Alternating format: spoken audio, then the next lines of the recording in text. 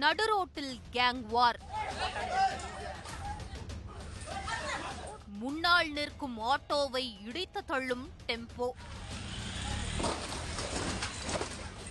ஒரு முறை இடித்தவர் அடுத்த அட்டெம்ப்டுக்காக ரிவர்ஸ் எடுக்க மொத்த கூட்டமும் தெரித்து ஓடியிருக்கிறது.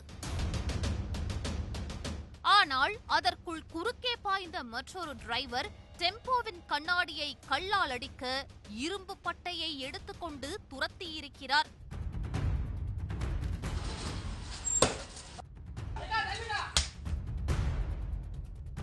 இதெல்லாம் சினிமா ஸ்டண்ட் காட்சிகள் அல்ல.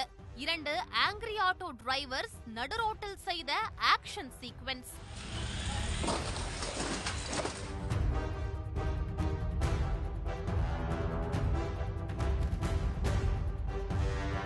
திண்டுக்கல் மாவட்டம் நிலக்கோட்டையில் உள்ள பெரிய காளியம்மன் கோவில் தெருவில்தான் இந்த காட்சிகள் அனைத்தும் அரங்கேறி இருக்கிறது.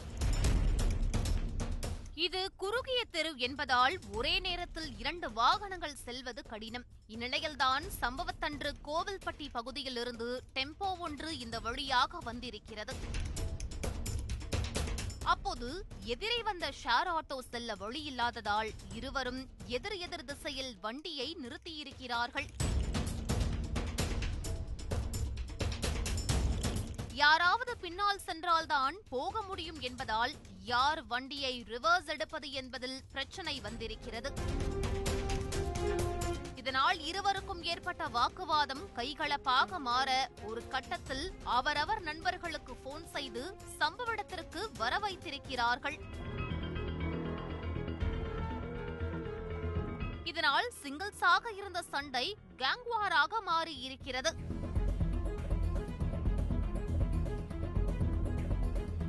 ஒரு கட்டத்தில் ஆத்திரமடைந்த டெம்போ ஓட்டுநர் தனது வண்டியால் ஷேர் ஆட்டோவை இடித்து தள்ளி இருக்கிறார்.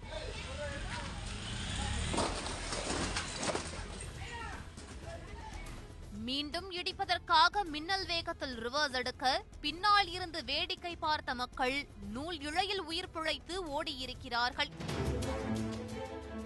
இதனால் ஆத்திரமடைந்த ஷேர் ஆட்டோ ஓட்டுநர் டெம்போவின் கண்ணாடியை கல்லால் அடிக்க ஆத்திரமடைந்த அந்த டிரைவர் இழை கிடந்த பொருட்களையே எடுத்துக்கொண்டு அடிக்க துரத்தியிருக்கிறார்.